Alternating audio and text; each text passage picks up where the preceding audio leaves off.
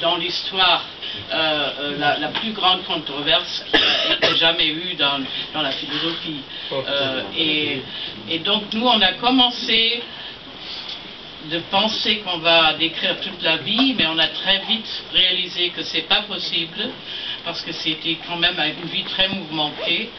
Et de l'autre côté, elle était quand même philosophe et théoréticien politique. Donc il fallait parler de sa pensée, et pas seulement de sa vie, de l'action de sa vie.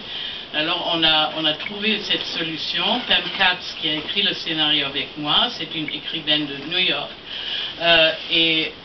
On s'est limité à ces 4 années du procès d'Eichmann.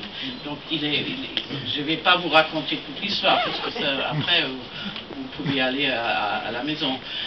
Mais c'est pour vous dire que c'est quand même ça pour moi aussi en tant qu'Allemande le moment le plus crucial.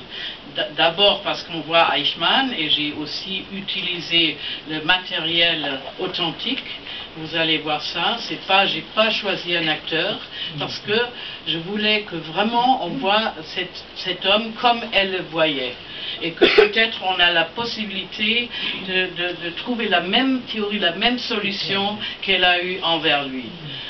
Parce qu'un acteur, si j'avais choisi un acteur, on aurait toujours dit comme il est bien, comme il le fait bien, comme il est le brio de l'acteur, non, et le talent de l'acteur, mais pas la médiocrité de cet homme. Donc vous allez voir, je crois que ça fonctionne assez bien. Et puis ces 4 ans, elle rentre à New York, elle écrit, et tout ce qu'il a appris, qu'est-ce qu'il a appris.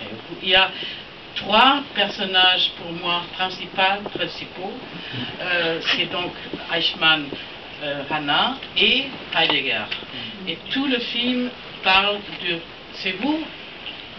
Non, non, c'est pas elle. Ah non. C'est toujours celui qui doit m'introduire.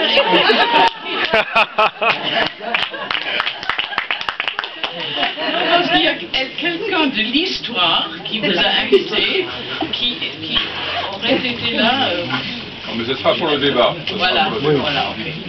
Non, donc c'est ces 3 personnes qui sont comme un trio: le penseur Heidegger au milieu, le non-penseur Eichmann et elle qui pense.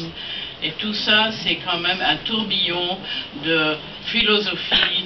Est-ce que penser nous aide à nous protéger devant des catastrophes? Voilà, c'est ça.